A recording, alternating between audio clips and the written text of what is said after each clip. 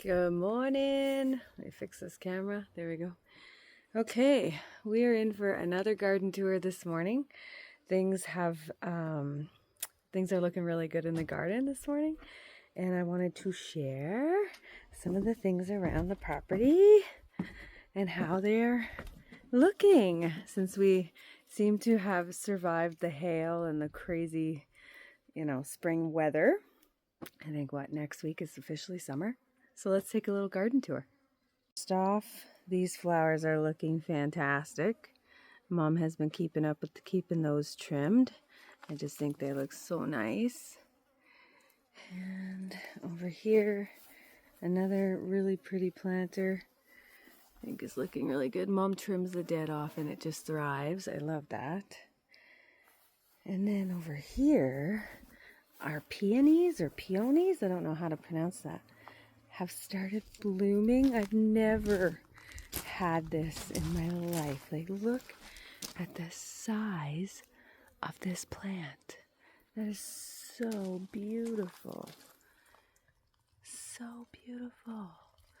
And Mom found this garden. It was like grass as tall as this one. And Mom found it yesterday. We got to fill the bird bath in. But that got all cleaned up. And we've got some daylilies in here, which are just so pretty. It's so fun. I don't know if I mentioned, but we moved here in October, so we didn't know what was on the property. Well, Mom and I came and checked the property out in September. Everything was done blooming and kind of gone, so we didn't really realize what was here.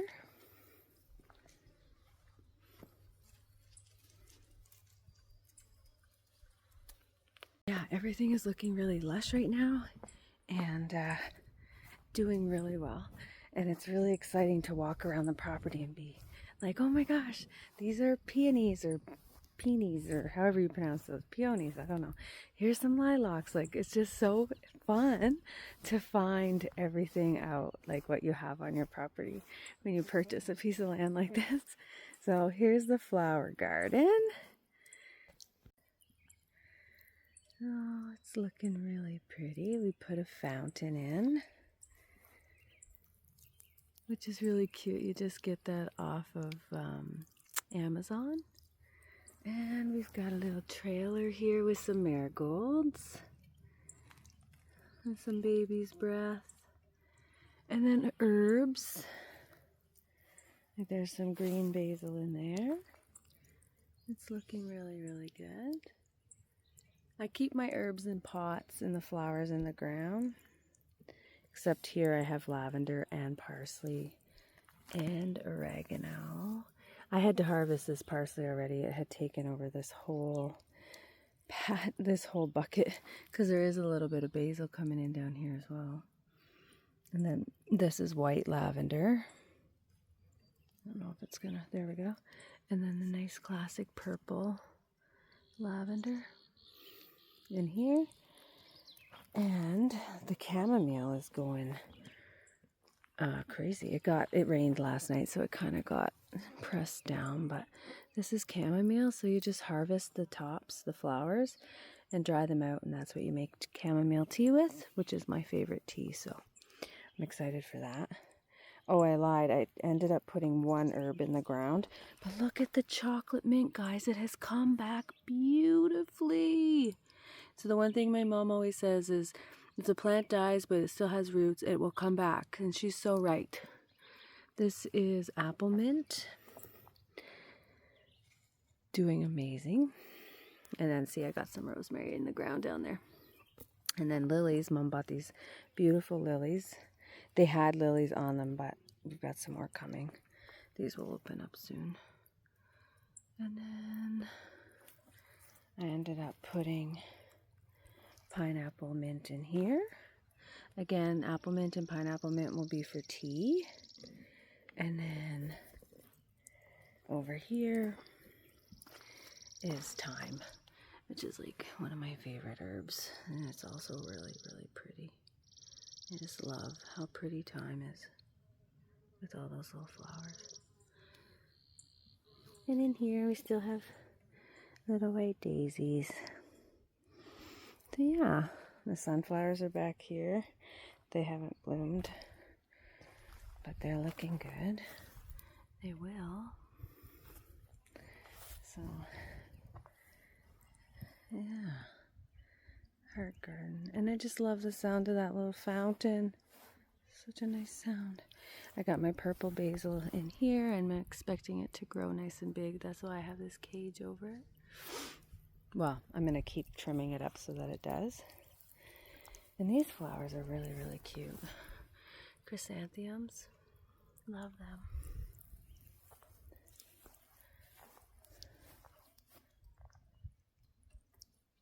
So quiet. I love it. And our trellis, believe it or not, the peas are coming in at the bottom. The lettuce is gone absolutely crazy. We've already been like eating lots of lettuce and giving lettuce to our friends and neighbors. But the peas are coming in so nice. They're going to start climbing this trellis. And that's just going to be so sweet. The pineapple sage is looking great. That's looking phenomenal. And yeah, this lettuce, like, so crispy. So good. And then on this side we have more peas that are starting to grow up the trellis. And then I planted green onions in there and celery. More lettuce, of course. That's looking so lush. And then I'm going to talk to you about the tomatoes. Okay, so for the tomatoes, you probably see this white. This is all sheep's wool. I got that from my neighbor down the road. Sheep's wool keeps plants nice and warm. It's a great fertilizer, and it keeps the soil damp as well. So tomatoes love damp. So I put the sheep's wool on there, and it's also good compost, right? So it keeps our tomatoes nice and warm. We're kind of in a colder climate. So that's kind of important for that. We do have some cherry tomatoes coming up in here. And I have been taking suckers off. If I have any suckers to show you. Let's see, I'll grab the camera and turn it around and show you what a sucker is. Okay, so a sucker is something, it's an extra stem that grows, but if you remove it, you get a better yield of tomatoes. So for example, right here, so see this little twig? Yes, yes. Sometimes we get purple eyes. Oh, really? Yeah. So right here, this little black stem, that's the start of a sucker plant. They grow in the Y of your plant, so in here. So if I just rip that out. Yeah? Okay, I found the perfect example. Let me get my camera set up here. So right here, let me see. This right here, timer, go away, go. This right here is, okay, not this. So this is a sad time because I'm going to show you, but I'm going to show you what happens. So this is a sucker right here. It's coming up in the middle of the V. See right here, this one. And it also has flowers on it, so it's going to actually give me tomatoes. But I don't, oh, actually, hold on, that's the first sucker. Okay, I take that back. You don't want to trim the first sucker. So, but this is a sucker. So if this plant was as big as this one, see if I can zoom out, as big as this one, you would be trimming suckers because there's enough leaves. But this one here is the first sucker, so you don't trim the first sucker. Unfortunately, that one stays. But see how it grows in the V? That's what you're looking for. So like when I come up to this bigger plant, I'm looking at all the V's to see if there's any suckers, right? Like in here, there was one starting there. And I just kind of, see, here's a little one. Let's see if I can get my camera in there. There's a little one right there. So I just rip it off. That's all. And then it just tells, here's one. This is a big one right here. It just tells the plant. It sends the, try and get it to focus. It sends the, it sends a signal to the plant to produce a bigger tomato on the plant itself, instead of making all these other leaves, and then you end up with small tomatoes. So if you want larger tomatoes, it's nice to get rid of the suckers. So, except the first one, sorry. So yeah, so our tomatoes are doing well, and they've been insulated, and we're starting to get some. There's lots on there that are green, and some that are red. I think Naomi had one. Enos had one cherry tomato the other day. Over here are peppers. They're coming in slowly. We have a couple plants that are big and starting. Like this one here has got some buds. See if you can see that starting. And this one I put a little cage around because I think it's doing the best, and I'm expecting it to take off. So yeah, you can see it's starting to flower there, and there's more buds. So that's doing well. I put more cucumbers here and over there, and I'm going to buy more trellising today. And then, yeah, these cucumbers are doing great. Especially that one over there, it's already flowering. Our kale is doing awesome. Very happy with the kale. It's a bit of a rough start, but it's doing okay. These are some kind of squash, and I'm not really sure. I'll find out as soon as something starts to grow, I'll know. Let's see, that cucumber's doing well. And then the spinach wasn't doing good, so I ripped it out. I've never had success growing spinach. If anybody has, can you leave me a comment and give me tips? Because every single time I put spinach in, it just turns yellow and goes to seed. So I don't know what I'm doing wrong. I did put Swiss chard in here. It's having a rough start.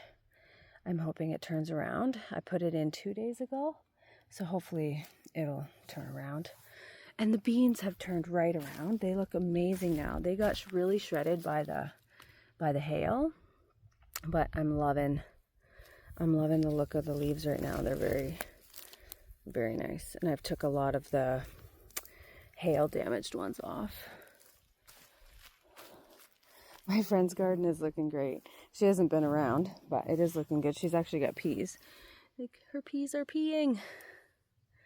She has a few peas here, so it's really cute. Her radishes are radishing like crazy. Our corn is doing wonderful. I'm very happy with that. We've got some stalks starting. So this is the start of a corn stalk. Corn on the cob right here. Really excited. Same thing here is a good example. There's a corn on the cob starting here that shoots out, and here that shoots out. Pretty cute. So cute. Squashes are doing things. There's zucchinis here in this row. Summer squash, or panny pan, or summer squash, I don't know. But they're little yellow squash. They're really cute. They're like circled like a disc, like a UFO. There is some damage on some of the leaves, but keeping my eyes out. And then these are new zucchinis that I put in the other day. And that back row is all corn that I put in. And this is empty and do flowers, I think. Then this is the rest of the Swiss chard, which again is having a hard take, but I think it'll turn around. I literally just put it in a couple days ago, so. Broccoli, cauliflower. Like, look at this. I still haven't, I tried to put the net on top of this. The netting wasn't big enough, so I might have to break this down into 2 hooped sections for the net size. But so far I haven't had any of the worms, so fingers crossed. There is a little broccoli in there, right there. Try to get in there. And a few of them are starting like that. And we have a beautiful cauliflower here. I think that's kind of it for some that are like really showing. Oh, here's another cauliflower here. You can see it down in there. So fun. So fun. So this is the biggest cauliflower I've ever grown so far, so anything bigger than that. I'm already successful. We put some marigolds in here as well. Marigolds deter pests, so we've got marigolds in the four corners here. Super exciting news on the asparagus front. Pretty much all of my asparagus has germinated, except one or two. So this one hasn't yet. And I keep looking just in case I... Oh, it has. There it is. Let me get this grass out of there. Has popped up. See this little guy? You see him right here? Wait, where am I? Sorry, guys. Right here. It's a little asparagus dude. Yeah, so they are. There's one. There's one. This is one as well. This is the first one, so they're all going to look like that after a while. Moving along the line, we got one here. This is one. Here's our other guy right here. So that's really exciting. Let me get this grass out of there. Mom and I did some serious weeding in here. Here's our potatoes. They're looking so beautiful. And our garlic, our spring garlic.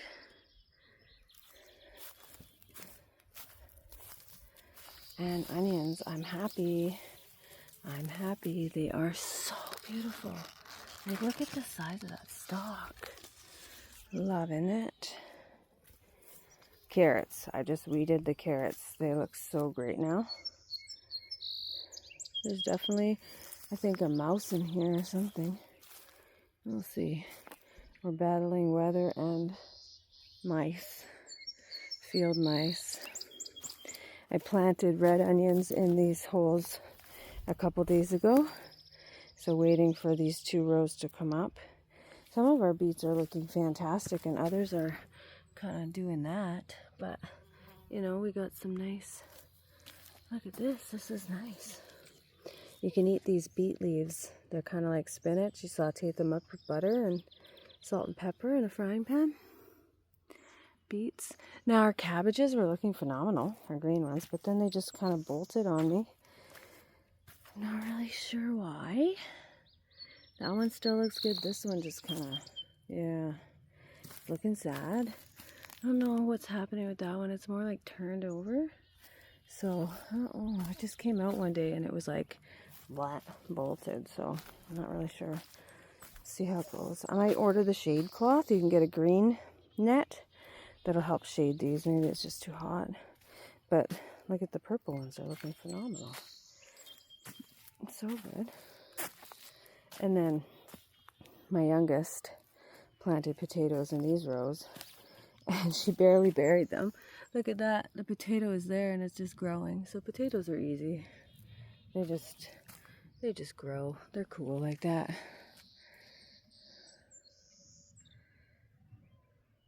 Now I'll take you over to the fruit garden, which I'm going this way, and I keep walking through spider's web every morning. So she's pretty determined here to have her web. There we go. Okay. Fruit. We ended up covering up our strawberries because the dogs were going in taking nibbles. So watermelon, Daisy, out of there, please. No, good girl. So watermelon is here or there. It's this cantaloupe. I don't know. We'll see. I've never really grown watermelon and cantaloupe, so again, I don't know if I'm doing it right. If anybody has, just leave me a comment. Tell me if there's something I should do different. I would really appreciate that. Blueberries. They need to be weeded a little bit. There's a lot of grass in here, but they're still small. Strawberries actually are doing well. So we got hit with a bit of a rainstorm last night, so everything's a little wet and damp here. But our strawberries are doing well. I harvested like 6 yesterday, which is my first actual strawberry harvest. Let's see, I'm gonna get the camera under there for you to see how pretty it's looking. Yeah, so it is doing well. But these ones here, like this row, is all supposed to be strawberry seeds. Mom and I planted about 50 in here, and I don't really see anything coming up aside from grass and a raspberry plant in the middle. So I mean, we'll see. I've never really done strawberries from seed either, so I'll see how that goes. I gotta fix this netting. It got all blown around yesterday from the windstorm. This is my first time out here this morning, so I didn't realize. Here's a little strawberry right there. Yeah. Try and keep the pests off of them. Raspberries are freaking flourishing. Mom tried to get in here with the weed whipper. I'm gonna try again too. I think they're starting to flower. I saw somewhere that they were. I saw little flowers on them, I thought. Maybe not, but soon this will be going well. I really want to tame it and get it under control, so that's my plan at some point. I might have to wait till the fall though. And then all these Saskatoon berry bushes are starting to get berries. I can show you over here. Here they all are. Look at that. That's amazing. So my kids are gonna live off of these. I'm just gonna freeze these directly in freezer bags, and we'll have all the berries all summer long, all winter long too. Is my plan. Horseradish is out of control. We're gonna get rid of that. It's gone like crazy. The last thing we have to put in the ground so far are these pumpkins. And so we're thinking right here will be pumpkin patch in front of these berries. I'm just waiting for more ground pins, and then those will go in. 3 pumpkins should be plenty. And these are the sweet baby pumpkins, I think, so they're like the best for pumpkin pie. And then we have some green onions that I just trimmed up yesterday. So they were like all scraggy and about this tall, and I just cut them down so that they'll be a little bit stronger when I do the transplant for that.